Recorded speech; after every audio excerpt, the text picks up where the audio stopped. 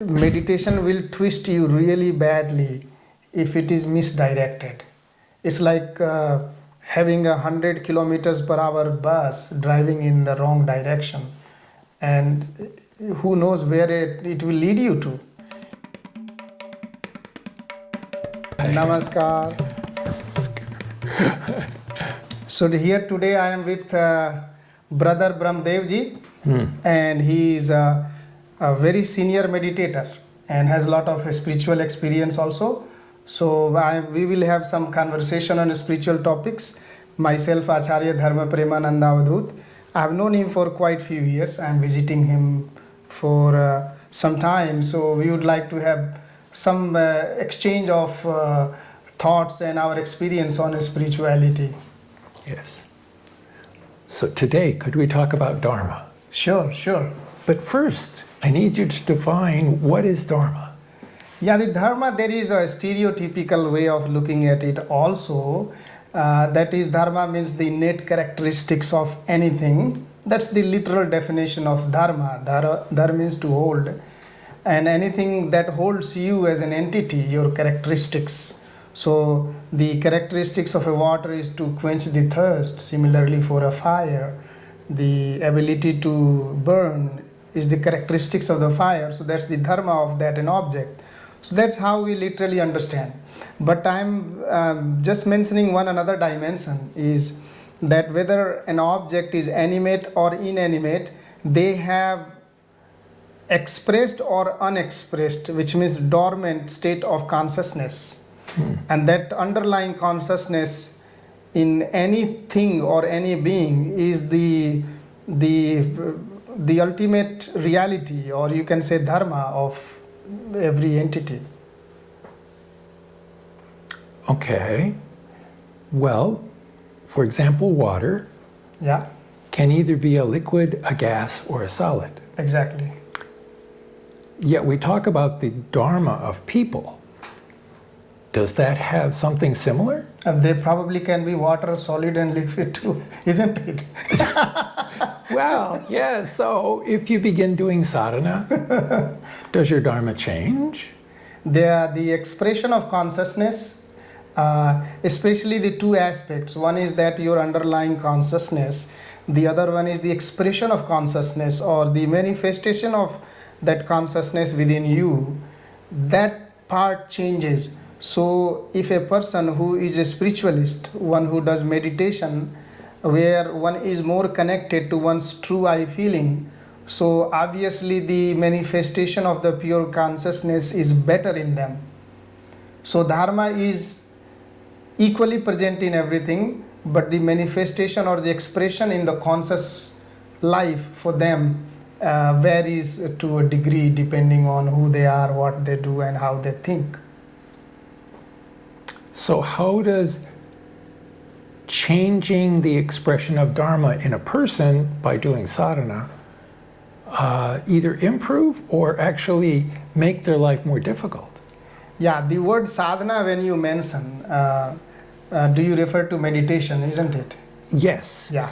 So the meditation is done with certain base. Anything you start, there is a fundamental idea behind performing the action. So when meditation is done with the fundamental thought of gaining some occult power or having some kind of special abilities for you to achieve certain things in the world, then the purpose of meditation is not towards enhancing your connectivity with the consciousness, inner consciousness. But if your focus is more towards what do you say, the introvertive, when it is introvertive, in that situation your connectivity with the inner consciousness grows. So in the one process you are performing meditation, but your mind's expression or the longing is external, so the outcome is going to be similarly external. And the other kind of meditation, I mean, it's the same meditation, but the idea behind performing the meditation is going inwards, and therefore your connectivity with the consciousness is more. So therefore your expression is going to be different.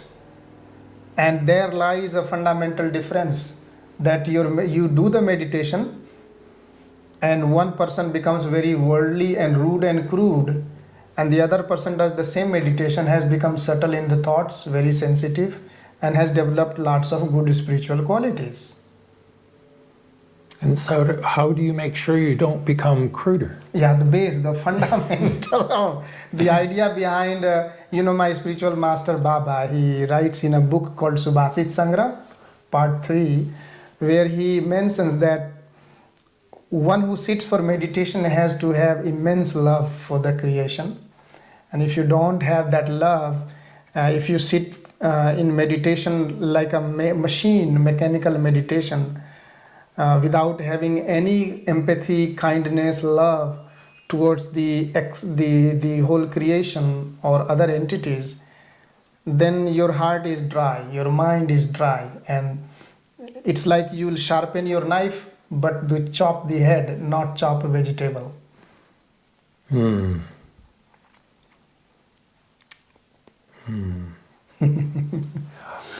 Well, what I have noticed is, well, first of all, explain the difference between sadhana and meditation. Yeah, the word sadhana means aiming, making a goal of life. So if you understand the actual literal meaning of the word sadhana, means when you set a purpose or a mission or a goal of life and you strive to move towards that, then it is sadhana. Meditation is a part of it, because you wake up in the morning until you go to the bed, you have different kinds of activities that we are performing every day. So the sadhana applies to everything. Even while eating, we can be performing sadhana, as long as we ascribe the idea of cosmic entity, supreme entity in every actions we perform. Then I'm basically doing sadhana all throughout the day. Whereas meditation is one process of sitting down in a posture and using the process of mantra and breathing to achieve concentration, ideation, and contemplation. That's what you do. So the scope of meditation is very limited. The scope of sadhana is almost everywhere, in every aspect of life. So, what would you say is the main difference between people who do sadhana and those who do not? Oh yeah, I mean, as I told before, you sharpen your mind to chop the head of somebody or to chop a nice vegetable. So that there lies the difference. One could be meditating without sadhana, which means you're doing meditation, but your mission and the goal and the purpose is very different. So it's your sadhana itself is derailed in that case. So yeah, then meditation is happening, but sadhana is exactly inverse, means no sadhana. And if your sadhana is properly set, which means you define the purpose and the goals and the mission of life, which is fundamentally loving each and every creation. Once you have that base, and with that feeling of love, you sit down to meditate, then yeah, you are actually doing sadhana. Okay. So what I was thinking was, we normally ask people to do sadhana twice a day. And if you do sadhana twice a day, does it change the outlook you have on the world? And is that reflected in the way you feel the Dharma within? Very much yes. Because the meditation we perform, or loosely people call sadhana, but the meditation what we perform every day, it's a process of enhancement, or to develop a better perspective of one's own existence, one's own I feeling. So every day we remind ourselves that I am this, I am like that, I am according to that person. So my identity gets misconstrued based on the impressions imposed by society, people, neighbors, friends, education system. It just imposes this big cap of identity. And sadhana is a process of de-identifying from those kind of identitative kind of impositions on the mind. So in meditation, I'm through the power of mantra, through the power of imposition of ideation on each mantra and breathing, I'm telling my mind that I am not actually what people think about me. My true self is expression of the Supreme. So when you keep on hammering this autosuggestive idea on your thought process over and over, then there is a drastic change of perception of oneself about oneself, and also drastic change of oneself in relation to others. So obviously the answer to your question is yes. If meditation is done correctly, it does change the perspective of oneself and everything related to oneself. Okay, well, this question is harder.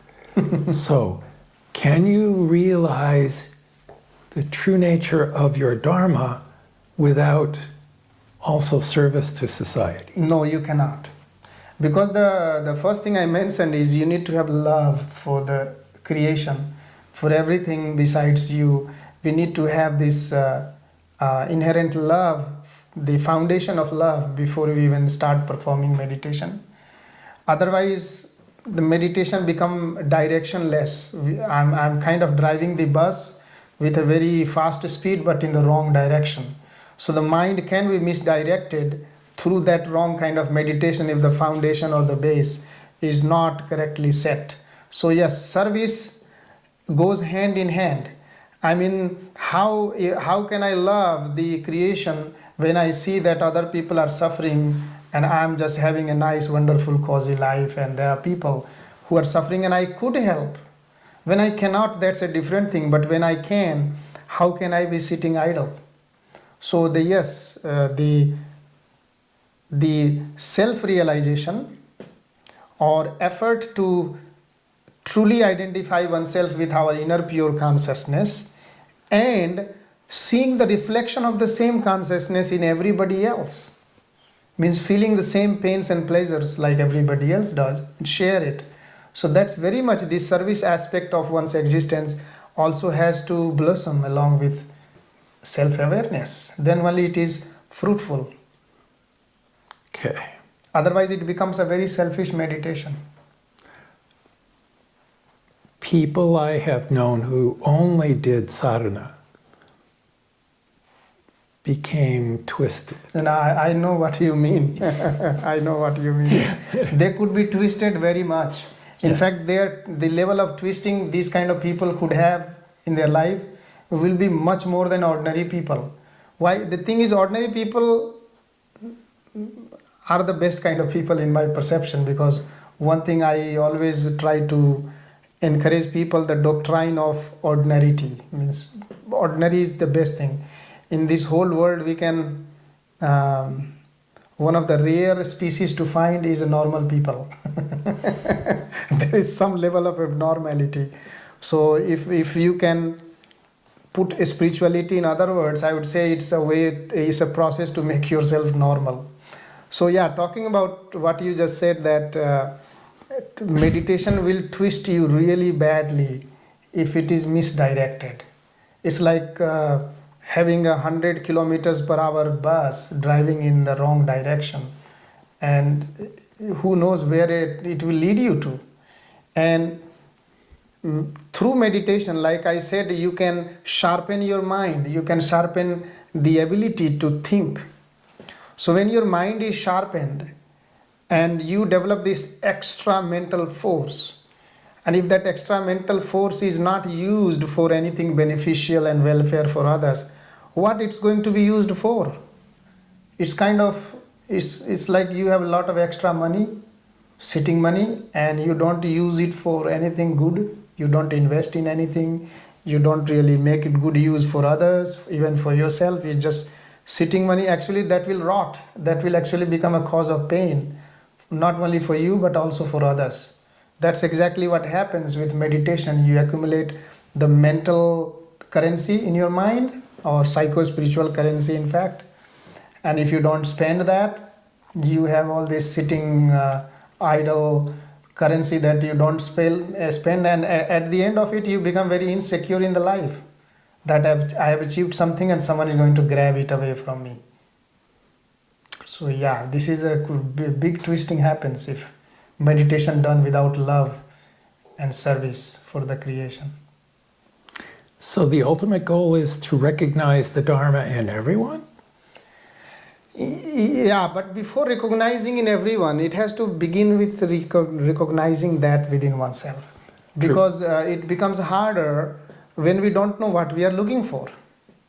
So Okay. once we have this perspective, once we are able to develop through meditation and understand my true expression of consciousness, which we don't, because the tendency of mind is all based on everything that we hear and learn from others. In fact, I consider myself good or bad according to what people have taught me. If they think I'm good, if they keep on telling this I'm good, then I think I'm good. If it is otherwise, then I'm a horrible person. It's not what I am, it's what people have made me to think like that.